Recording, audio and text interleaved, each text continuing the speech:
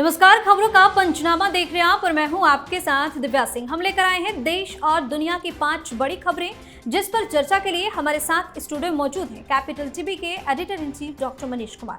Doctor साहब, स्वागत है आपका। धन्यवाद। सबसे पहले एक नजर आज की टॉप हेडलाइंस पर। कर्नाटक में जमकर गरजे पीएम मोदी, बोले पीएफआई आतंकी संगठन का बचाव कर रही है कांग्रेस, शहजादे को याद नहीं आते हमारे राजा महाराजाओं की योगदान। लोकसभा चुनाव के बीच कांग्रेस को बड़ा झटका, अरविंदर सिंह लवली ने दिल्ली कांग्रेस अध्यक्ष पद से दिया इस्तीफा, आपसे गठबंधन पर खड़े किए सवाल। कोलकाता में बीजेपी की महिला नेता पर जानलेवा हमला, टीएमसी कार्यकर्ताओं पर लगा आरोप, अमित मालवीय ने वीडियो शेयर कर जताई नाराजगी। दिल्ली में सुनीता केजरीवाल ने संभाली चुनावी कमान, इसी ने आपके कैंपेन सॉन्ग पर लगाई रोक, तो आप नेता आतिशी ने केंद्र सरकार को घेरा। मुस्लिम को टिकट नहीं मिलने से महाराष्ट्र कांग्रेस में नाराजगी, आरिफ नसीम खान ने स्टार प्रचारक के पद से दिया इस्तीफा, सपा विधायक अबू आसिम आजमी भी कांग्रेस पर भड़के। सबसे पहली खबर में बात पीएम मोदी की। आज पीएम मोदी कर्नाटक के बेलगावी पहुंचे, जहां सभा को संबोधित करते हुए हमेशा की तरह पीएम काफी आक्रामक नजर आए। अपने संबोधन में पीएम ने कांग्रेस और इंडिया गठबंधन पर जमकर हमला बोला। पीएम मोदी ने कहा कि कांग्रेस ने वोट के लिए पीएफआई, जो कि एक आतंकवाद को पनाह देने वाला देश विरोधी संगठन है, उसका बचाव कर रही है ताकि वायनाड सीट पर जीत दर्ज कर सके। वहीं राहुल गांधी पर निशाना साधते हुए पीएम ने कहा कि कांग्रेस के शहजादे को हमारे राजा महाराजाओं के योगदान याद नहीं आते। उन्होंने कहा कि ये लोग वोट बैंक की राजनीति के लिए राजा महाराजाओं के खिलाफ बोलते हैं, लेकिन नवाबों, बादशाहों और सुल्तानों के खिलाफ इन लोगों के अंदर एक शब्द भी बोलने की हिम्मत नहीं है। साथ ही कहा कि कांग्रेस ईवीएम के बहाने देश को बदनाम करने की साजिश कर रही है, लेकिन कोर्ट ने इन सबको करारा तमाचा मारा है। आज तो जबरदस्त तरीके से गरजे हैं पीएम। देखिए, प्रधानमंत्री मोदी एजेंडा को सेट कर रहे हैं। लगातार हम लोग इस बात को कहते आ रहे हैं कि पूरा का पूरा कैंपेन विपक्ष का डिरेल हो गया। कहाँ इन लोगों ने शुरुआत की थी इलेक्टोरल बॉन्ड से, फिर बेरोजगारी, महंगाई, सब गौण हो गया। प्रधानमंत्री मोदी रोज एक नया मुद्दा उठाते हैं और सारी विपक्षी पार्टियां उसके जवाब देने में लग जाती है। मतलब पूरे चुनाव का नैरेटिव प्रधानमंत्री मोदी सेट कर रहे हैं। और इसी संदर्भ में आज औरंगजेब भी आ गया। भाई, अपने वोटर्स को आप देखिए कि जिस हिसाब से केरल के अंदर मुस्लिम लीग के साथ गठबंधन, पीएफआई का समर्थन, तो प्रधानमंत्री मोदी तो बोलेंगे ही। आप देखिए, पीएफआई का एक पॉलिटिकल विंग है एसडीपीआई, वो कांग्रेस पार्टी को समर्थन दे रहा है, तो ये सवाल तो उठता ही है। साथ ही साथ आप जो है हिंदू समाज को बांटने के लिए तरह तरह की स्कीम्स, तरह तरह की योजनाएं आप लेकर के आ जाते हो कि मुसलमानों के लिए स्पेशल बैंक में लोन की व्यवस्था की जाएगी, उनको रिजर्वेशन दिया जाएगा। तो ये सारे मुद्दे जो है वो सामने आ रहे हैं।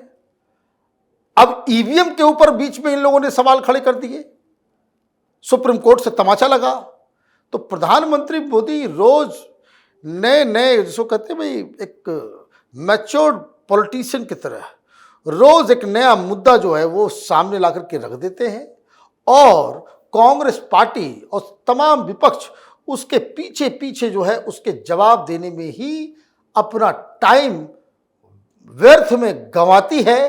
अपने हिसाब से वो कोई भी एजेंडा रखने में फेल होते जा रहे हैं। तो एक बात तो है कि भाई, जो पार्टी चुनाव जीतती है वो वही जीतती है जो चुनाव में कौन सा मुद्दा आगे आएगा, कौन बैकसीट लेगा, वो तय करता है। मतलब जो नैरेटिव तय करेगा वही चुनाव जीतेगा। प्रधानमंत्री मोदी यही काम कर रहे हैं जी। अगली खबर में बात कांग्रेस को बड़े झटके की। लोकसभा चुनाव 2024 के बीच कांग्रेस में भारी विद्रोह देखने को मिल रहा है। कांग्रेस पार्टी को दिल्ली में बड़ा झटका लगा है। दिल्ली कांग्रेस अध्यक्ष हरविंदर सिंह लवली ने अपने पद से इस्तीफा दे दिया है। उन्होंने पार्टी के राष्ट्रीय अध्यक्ष मल्लिकार्जुन खड़गे को चिट्ठी लिखकर इस्तीफे की वजह बताई। लवली ने 4 पेज की चिट्ठी खड़गे को भेजी। इसमें कई बातों का जिक्र किया गया है। साथ ही ये भी बताया गया है कि दिल्ली कांग्रेस इकाई आप से गठबंधन के खिलाफ थी। इसके बावजूद पार्टी ने दिल्ली में आप के साथ गठबंधन करने का फैसला किया। नाराजगी तो बहुत देखने को मिल रही है कांग्रेस। देखिए, नाराजगी नहीं, कांग्रेस पार्टी पूरी तरीके से फंस गई है दिल्ली और पंजाब के अंदर। आप सांप से दोस्ती करोगे डसेगा ही, इसमें तो कोई डाउट ही नहीं है। आपने दिल्ली में केजरीवाल के साथ हाथ मिलाया, उन्होंने चिट्ठी लिख दी कि ये पार्टी अनर्गल आरोप लगा करके शीला दीक्षित के कामों के ऊपर जो ये चोर वो चोर कह के कांग्रेस पार्टी को बदनाम करके न सिर्फ 2014 का चुनाव हड़वा दिया, बल्कि वो दिल्ली की सत्ता पे काबिज भी हो गया।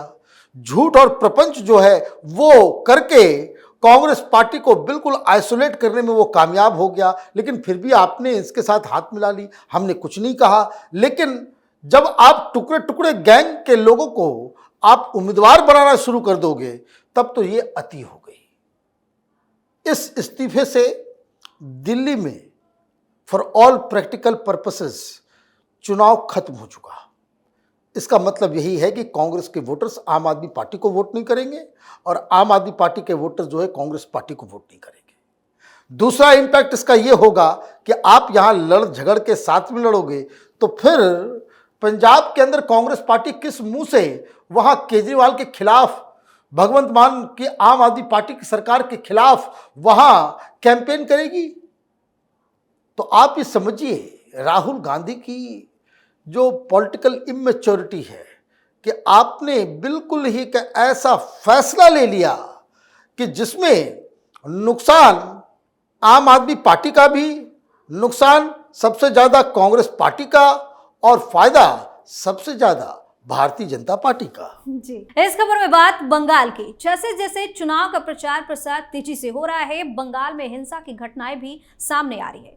खबर है कि कोलकाता की बीजेपी की कस्बा मंडल अध्यक्ष सरस्वती सरकार पर कुछ लोगों ने जानलेवा हमला कर दिया। इसमें वो बुरी तरह से घायल हो गई। सरस्वती ने इस घटना के पीछे टीएमसी के गुंडों की होने की बात कही है। चोट लगने के बाद महिला नेता के सिर से काफी खून भी बहा है। वहीं घटना को लेकर बीजेपी के वरिष्ठ नेता अमित मालवीय ने वीडियो शेयर कर नाराजगी जताई है। उन्होंने ट्वीट कर कहा कि बंगाल में कोई भी महिला सुरक्षित नहीं है, अराजकता हावी होती जा रही है। ये पश्चिम बंगाल में चल क्या रहा है, एक के बाद एक हिंसा की। देखिए, हर जगह होगा। पश्चिम बंगाल में ये कल्चर बन गया है। ममता बनर्जी ने पूरी तरीके से बंगाल के कल्चर को खत्म कर दिया।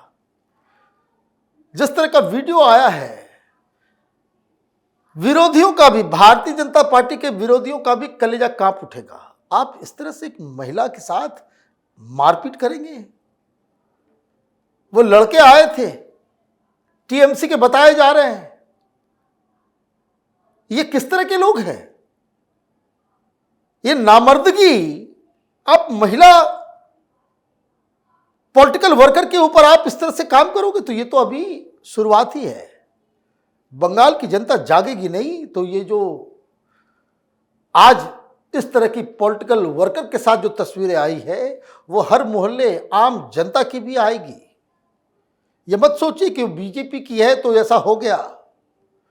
गुंडों का वर्चस्व चल रहा है वहां और ममता बनर्जी की साख रसातल में चली गई है। आप गुंडों को बचाने के लिए आप सामने खड़े हो जाते हो। आप सुप्रीम कोर्ट, इलेक्शन कमीशन चले जाते हो कि एन केन प्रकारेण ये जो हमारा शाहजहां शेख है वो गुंडा, उसको बचा लिया जाए। तो ये बता रहा है कि ममता बनर्जी काफी परेशान है।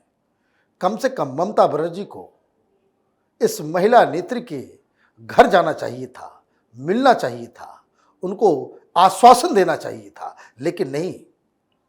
ममता बनर्जी को लग रहा है कि वो डंडे के बल पे डेमोक्रेसी में चुनाव जीत सकती है। ये तो बंगाल की जनता को तय करना है कि उनको कैसा इस तरह से उद्दंडता, इस तरह की मारपीट, माथा फोड़ने वाले लोग चाहिए या फिर बंगाल को आगे लेकर के जाना है। ये सारी चीजें बंगाल के लोगों को ही तय करना होगा। जी। और अब बात आम आदमी पार्टी की। दिल्ली के सीएम अरविंद केजरीवाल तिहाड़ जेल में हैं, लेकिन बाहर उनकी पत्नी सुनीता केजरीवाल ने पार्टी का चुनावी कमान संभाल लिया है। इस बीच चुनाव आयोग ने लोकसभा चुनाव से ठीक पहले आम आदमी पार्टी को झटका देते हुए उनके चुनावी कैंपेन सॉन्ग पर रोक लगा दी है। बता दें कि हाल ही में पार्टी ने अपना कैंपेन गीत लॉन्च किया था। अब पार्टी नेताओं की तरफ से इस पर रोक लगाने का दावा किया जा रहा है, जिससे आम आदमी पार्टी में बवाल मचा हुआ है और तरह तरह की बयानबाजी की जा रही है। आखिर क्या है ये? क्या वाकई में इलेक्शन कमीशन ने रोक लगा दिया है? देखिए, प्रोसेस होता है। ये आम आदमी पार्टी कहे कि उसको मालूम नहीं था, तो ये तो पढ़े लिखे लोगों की पार्टी कहते हैं। ये लोग तो निरा मूर्ख बिठा करके रखे हुए हो तुम लोग। कोई भी वीडियो जो प्रचार प्रसार के लिए इस्तेमाल होता है उसकी स्क्रूटनी होती है। जब पहली बार जब चुनाव लड़ रहा था, इसी तरह का एक सॉन्ग लेकर के आया था जिसमें अन्ना हजारे की इसने तस्वीर लगा दी थी।